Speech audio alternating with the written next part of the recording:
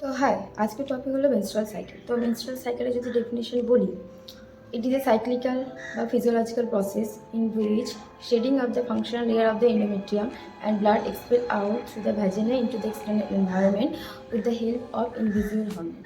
এখানে মেনলি 3 রকম hormone menstrual সাইকেলে মেনলি কাজ করে, তাকে HPA এক্সিস বলা হয়। ঠিক আছে, হাইপোথ্যালামাস থেকে গোনাডোট্রপিক হরমোন, পিটুইটারি থেকে ফলিকল স্টিমুলেটিং হরমোন বা লিউটিনাইজিং হরমোন, অ্যান্ড ওভারি থেকে এস্ট্রোজেন আর ওয়েস্ট্রন হরমোন। ঠিক আছে, তো মেনস্ট্রুয়াল সাইকেলে মেনলি 2 রকম চেঞ্জেস দেখা যায়। একটা ওভারিয়ান চেঞ্জেস দেখা যায়, ইউটেরাসে চেঞ্জেস দেখা যায়। ওভারিয়ান চেঞ্জেসে 2 রকম চেঞ্জেস হয়, এক হচ্ছে ফলিকুলার ফেজ থাকে আর একটা লিউটিয়াল ফেজ। ফলিকুলার ফেজ 6 থেকে 14 ডেজকে বলা হয় ফলিকুলার ফেজ, আর লিউটিয়ালকে ফেজকে বলা হয় 15 থেকে 28 দিনকে বলা হয় লিউটিয়াল ফেজ, আর এটাকে বলা হয় পোস্ট ওভুলেটরি ফেজও বলা হয়। ঠিক আছে, দেন হচ্ছে ইউট্রাইন চেঞ্জেসে কী কী হয়।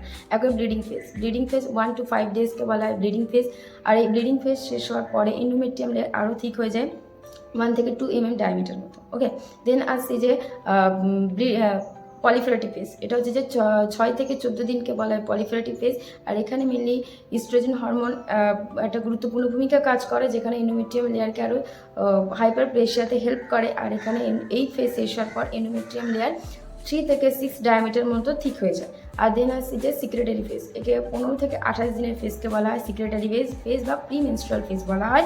আর এই প্রিমেনস্ট্রুয়াল ফেজে মোস্ট একটা হরমোন যে কাজ করে সেটা হচ্ছে প্রোজেস্টেরন হরমোন, যেটা হচ্ছে এন্ডোমেট্রিয়ামের হাইপারট্রফিতে হেল্প করে। ঠিক আছে, আর এটা এন্ডোমেট্রিয়াম লেয়ার শেষ হওয়ার পর যে ইউট্রাস হচ্ছে যে 6 থেকে 9 mm ডায়ামিটার মতো থিকনেস হয়ে যায়।